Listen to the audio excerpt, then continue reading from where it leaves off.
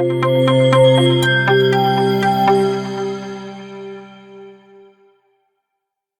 everyone. So in this session we will be discussing about the socio-religious reform movements. So initially we will be looking into the very factors that give rise to a desire for reform. So what were the very background conditions in India which actually led to these reform movements? We will be looking into that. In that we will be discussing about various social conditions. We will be looking into the various problems that existed in the different classes, different sections of Indian society during that period. And after that we will be discussing about important personalities and also the various reform movements that happened. Okay, so moving into the topic, the first one, factors giving rise to the desire for reform. So so if you look into this, we can find that the enlightened sections of Indian society, that we can the educated section, the enlightened section of Indian society, it develops a new or a modern vision developed within them, that is for the process of reawakening. Okay, so they want to make changes in the society. Okay, they want to make the changes in the society. A way of new kind of a modern vision is generating being developed in these enlightened sections of Indian society. So these are the people who are leading this movement. Okay, and this process of reawakening came to be known as Renaissance. And another factor, if you look into the background, that we can find is the British rule. The impact of the British rule that made on the Indian society and culture. How actually the British rule impacted the Indian society and culture. So if you look into this, if you compare with the other invaders who had invaded India before the British, you can find that the impact made by the British on the Indian society and culture was much different. So how actually it is different? So we can find that the earlier invaders who came to India, we can find that they got settled in India. They either absorbed by the very superior culture of this land, or they interacted positively with the culture. Okay, so ultimately they become the part of the land and people. So the earlier invaders, that other than the British who came to India, they settled in India. They became the part of this superior culture. They interacted positively with this culture. They became the part of the land and also part of the people. Okay, but see the case of Europeans. So see the case of British. For understanding that, we have to look into what were the conditions that existed in the Europe during that time. So in 18th century period, the Europe, we can find that there was an enlightened Europe. That is because of various revolutions and also Renaissance, that Europe during that period, what we can find that it was entirely different from India during that period. So India, if we look into that, we can find that India, we had a very stagnant civilization and also static and decadent society. Why we call this Indian society during that time like so? We will be discussing into this. We will be looking into what were the problems that actually existed during that particular period. So because of this difference between the Europe and Indian society, the Britishers, they looked India very inferiorly, and they always wanted to make the changes into the Indian society.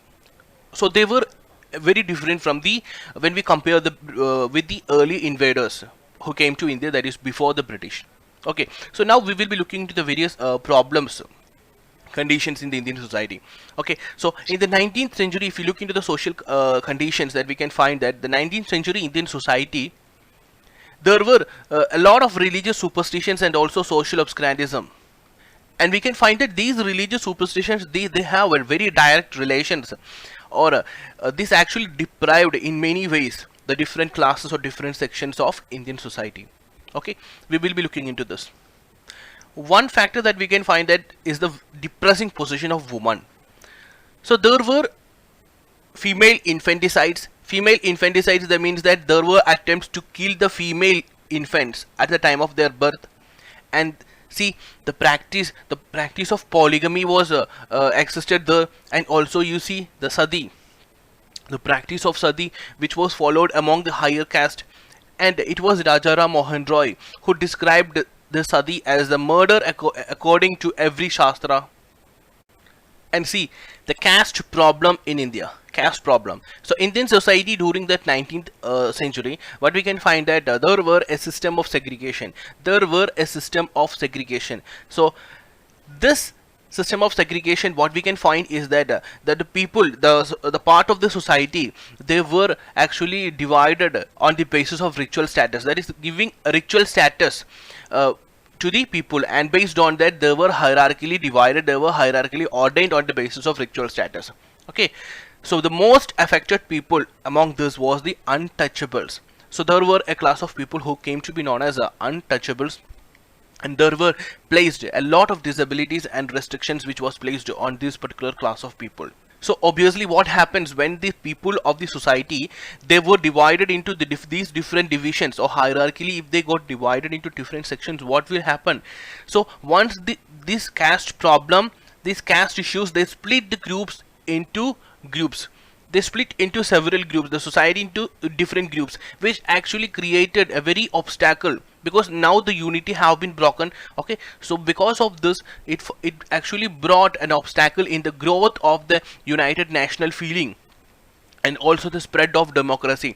So the very first thing that national leaders, when they want to take these people into these national events, okay, when they want to take the people into these mass movements, was they want to make changes in the society, they want to convince the people, they want to make the people to know that they want to change. These are the problems that existed in the society.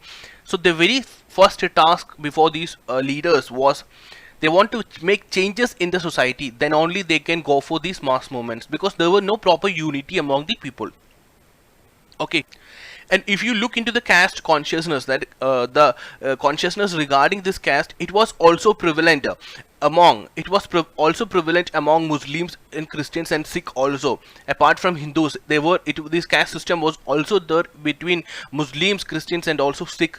And this form of untouchability, this practice of untouchability was much less less virulent form that we can find in these religions compared to the Hindu religion. So these caste problems, this kind of oppressions which faced by these people, or these sections of the society, made a thought that they want to change all this. Okay, they got the opportunities when the different organizations, when the different movements, they came forward, they got a change to, they got an opportunity for a change. Okay, so this was one of the factor that you have to look into that during that period. Now that very next one, that is opposition to the Western culture. So Britishers, once they came to India, we already discussed that they always had a very superior nature when they looked into the Indian society. Okay, so this was actually looked into as an intrusion of colonial culture.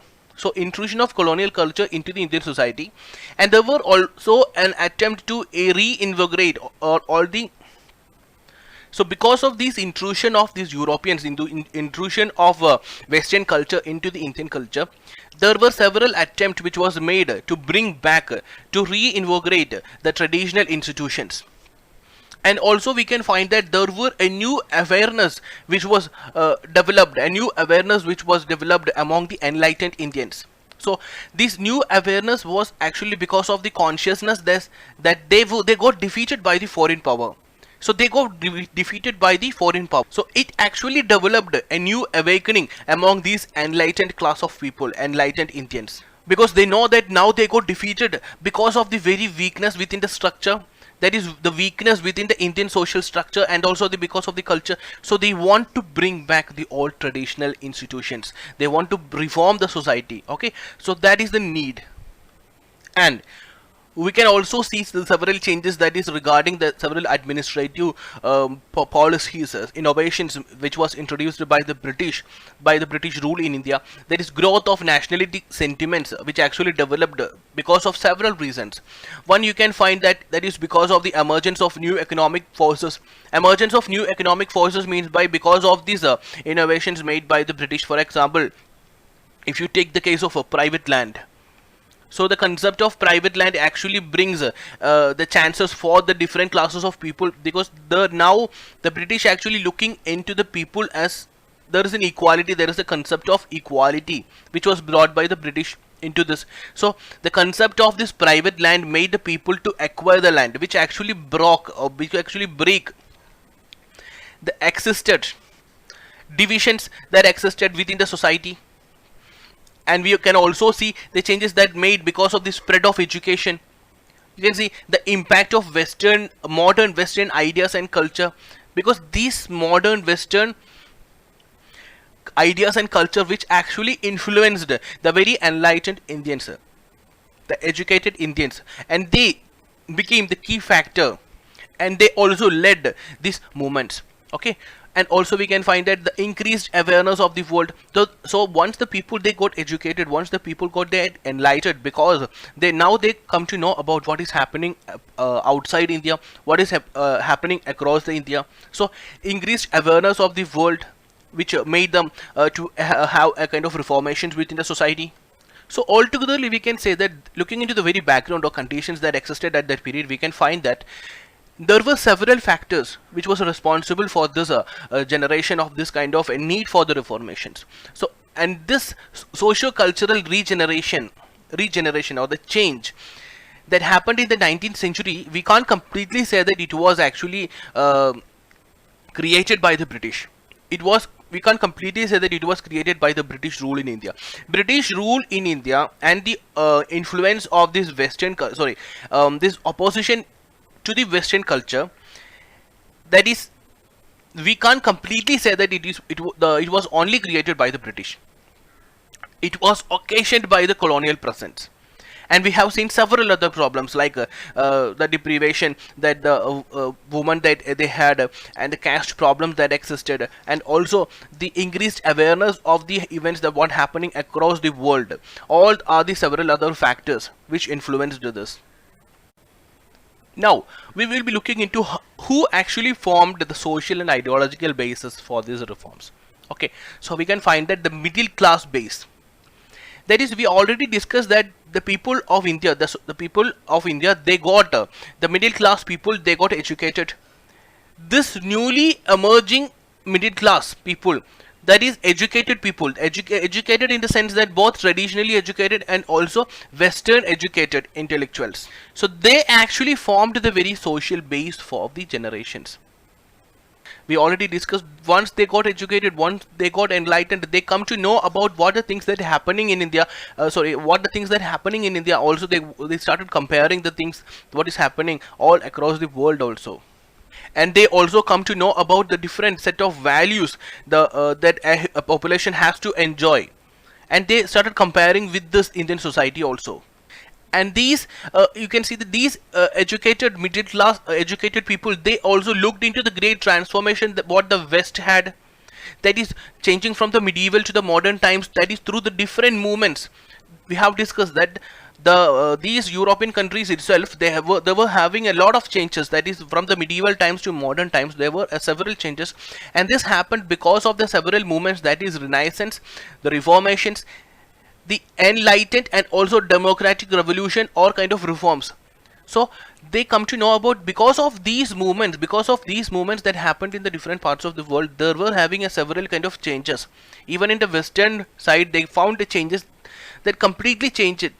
We found a complete change from the medieval to modern times. Okay, so once they come to know about all this, they learned through the Western education. These enlightened middle class people, they actually became, or they formed the very social base for this need, for this regeneration. Okay, now we will be looking into the very ideological basis of this reform.